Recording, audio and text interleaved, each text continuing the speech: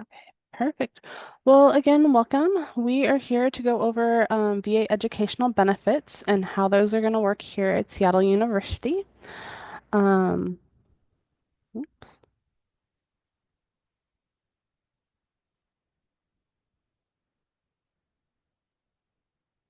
there we go.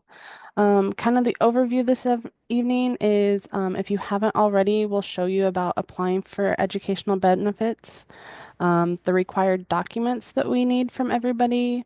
Also, the difference between programs. There are several different programs available, and students may or may not know what they're using or even what the difference is. Then we're gonna head into program evaluation, and we'll explain because the VA will only pay for certain things, and we don't want you to get caught off guard. Um, Also, we'll talk about two-part certification and what that means to you, the quarterly letters that you receive from the VA. And then what's really on everybody's mind is what will I need to pay? So, um, applying for benefits, uh, you're going to go to the va.gov website. It is all electronic now, um, but it does take about 10 to 30 days for the VA to get that all processed.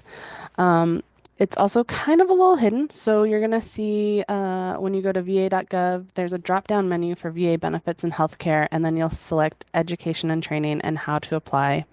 And you'll just keep following the links to apply, and it'll get you eventually to not like a standard looking form, but where you answer questions, and then when you submit, it'll say thank you for submitting your form. Um, and once that's all processed, the VA is going to physically mail you a letter, and that letter is called the Certificate of Eligibility. And that is what you're going to need to provide to our office because that's going to give us all the information that we need to know on what you will be receiving from the VA. The Certificate of Eligibility is all that we need at the very beginning, at the start. Once we have updated your account and you've registered for classes here, we're gonna send you a welcome email that's gonna have two forms. They're just forms that we want to have on file so that you know what to expect. So the first one is the authorization to release information. We just want you to know and be aware that we are sharing your school information with the VA, and the VA requires that that be shared in order for them to pay out. And then the other one is just student responsibilities. So you can see what we need from you and what you can expect from us. The biggest thing is that our system has no way to tell us, hey, I've decided to change classes today, or I've got things going on in my life and I'm not going to be full time this quarter. I'm going to be part time. So we just ask that you reach out to us and let us know about those. Or maybe you're changing benefits or you're going to take a student leave of absence. Those are just things that we ask you to let us know about. And then we try to make it so that you can just focus on school. Like you register for classes, we reach out to you if there's an issue with your classes, but we try to make your benefits as out of sight, out of mind for you as possible, just allowing you to be a student and go through everything you need to go through. Okay, so I was talking about there's several different benefit programs. The majority of our students are using the Chapter 33 post 9/11 benefits. Those benefits are either being used by the service member or they're ones that can be transferred to a service member's dependent. There are different levels, so we will have um, some service members that just based off of time, you're only receiving maybe 50 to 90% of the benefit. If you have been in and are receiving 100% of the post 9/11 Chapter 33 benefit, then you will automatically be considered for yellow ribbon funding. We are a yellow ribbon school because we are a private institution and the tuition and fees are capped by the VA at a private school. So we work as an institution to try and make our yellow ribbon very similar to as if you were attending a state school where you have only non-billable charges that you would have to pay directly to us. Um, we do from time to time see students that are on the original Montgomery GI Bill, the Chapter 30. Um, this is a benefit where no money comes to the institution. We certify you, the VA pays directly to you as in a stipend, and you are solely responsible for all charges on your student account. Chapter 35, which is commonly called DEA benefits, it's for survivors and dependents. Um, this is also a stipend program. No money comes to the institution, it only goes to you, and you would be responsible for all charges. Same thing with our 1606. It's for reservists as part of the original Montgomery GI Bill. It's also a stipend program. The other one that we see from our service members is there's a lot of students using Veterans Readiness and Employment, or more commonly known as VRNE or Chapter 31. Um, this works a little bit different in the fact that it's not an actual education benefit, it's an employment benefit. Um, the VA pays tuition and fees directly to the institution, and then they do provide some additional support to the service members based on getting you into employment. And anybody using those benefits, we're happy to talk to you and go over them. It's also very common that we will see students start out with one of these benefits and then switch to a benefit. Say a parent has two kids and they want to split their post 9/11 benefit over two students. So a student may only have 2 years of benefits, but then they find that their parent is eligible for additional DEA funds for them. So they're going to switch. We have a lot of service members that'll start out with post 9/11 Chapter 33 and then eventually switch because they have that added benefit where they can access the Chapter 31, the VRNE. So our staff is here to just kind of help when you have questions or explain, what the difference is between those if you're looking into any of those additional benefits. The VA Educational Hotline is also a really good tool to be able to ask questions to see like which benefits you qualify to receive. Okay, so now we're going to get into the weeds. The VA will only pay for degree applicable courses. So when you are looking at setting up your course schedule each term, you want to work with your academic advisor, and you want to make sure that they are aware that you are a VA student and that you need to make sure all your courses are degree applicable. And if you have transfer credits, you're going to want to have that information with you as well to make sure that they don't accidentally say, okay, well, you're going to need to take this math class, but you're actually transferring in with that math class. Um, uh, but one of the nice things about it is for undergraduate students, we charge flat rate tuition from 12 to 18 credits. So as long as you're in 12 credits, if you picked up an extra class that you just were dying to take, I don't know, Japanese, but you didn't need any more language classes. As long as you don't exceed 18 credits and there's no lab fees to that course, your is covered for that course. So it is kind of nice that you have that option in some instances. Summer is a total different beast.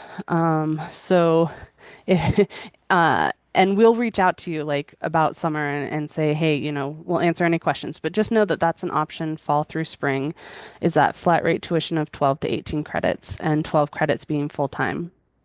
For a graduate student, 6 credits is considered full time. And when the VA is asking you about like how many credits you're taking and if you're full-time or part-time. The reason they're asking that is because housing benefits are paid out if you're receiving housing benefits, Those are paid out on your rate of pursuit. So at full time, it's one rate. At three-quarter time, it's another. At half time or below, it may not be anything. Um, Same with if you're using benefits that are a stipend. So Chapter 35, Chapter 30, 1606. That is paid out based off of the same rate of pursuit. If you have any issues, Nor is our expert when it comes to registrar questions. We do ask anytime you have VA questions, va@seattleu.edu. That email is going to be your best friend because all three of us check that email on the regular basis. So you're going to get the quickest answer.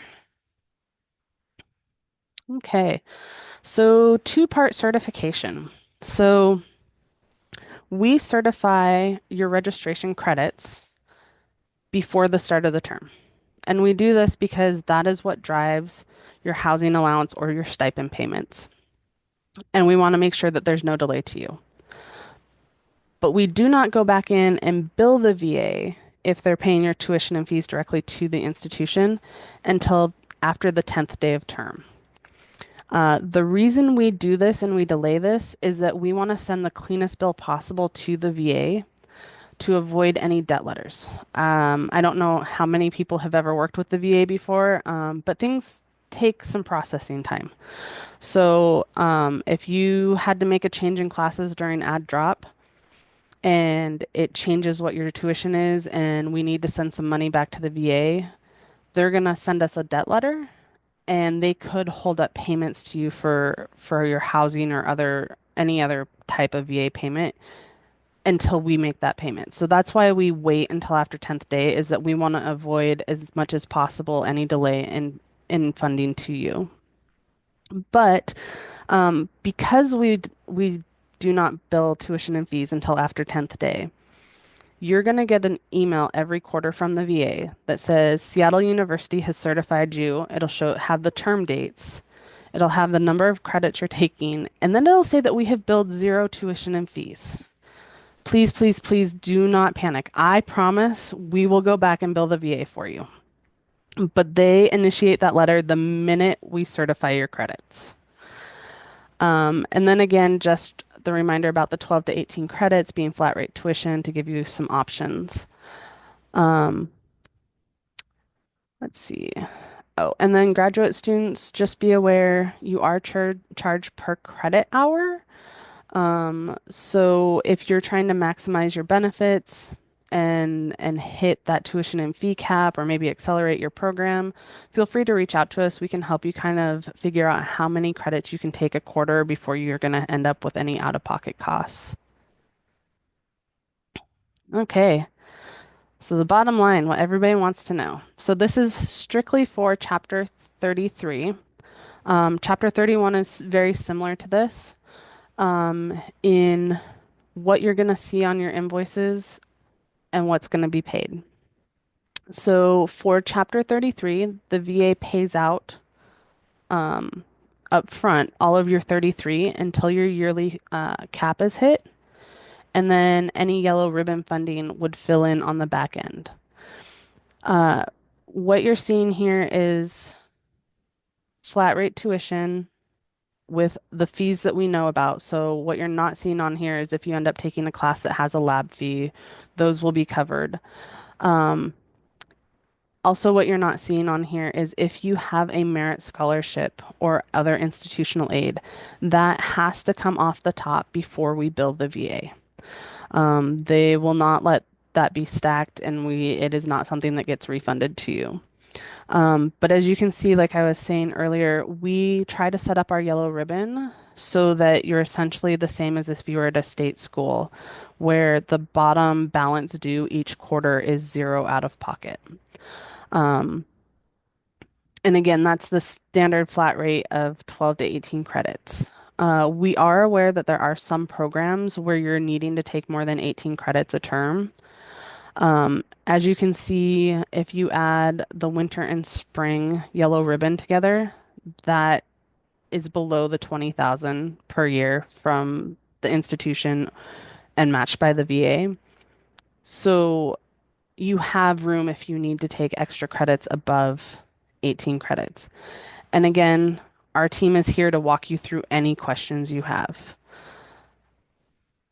Okay. And then finally, just how to reach us, where to send things to, that va@seattleu.edu email. That is going to be your best friend, because you wake up in the middle of the night and you have a question, you can send it there. If you try and call us, we're not here. Um, we do have a website. Our website is still being updated, trying to get all the updated new information because the VA academic year starts August 1 of every year. So we're trying to get all that information on there for you. Um, but that's a great source for you. There's also information about other areas on campus. We do have a Veterans Resource Center here on campus.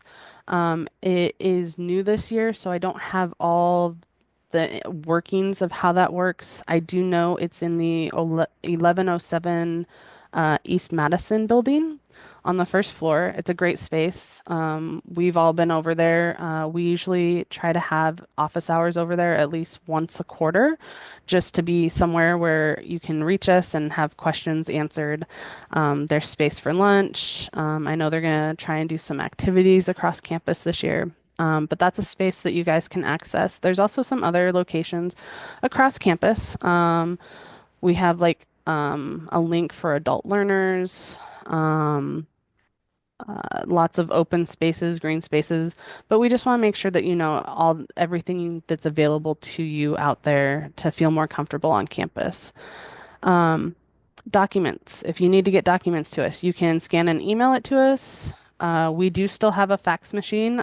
You can fax it to us. And then we are located in Vi Hilbert Hall on the second floor, room 220. The registrar's office and student financial services, we all share the same space. We are connected to the bookstore. So if you are in the bookstore looking around and you're like, oh, wait, go out the back door. That is our building, second floor. You will find us.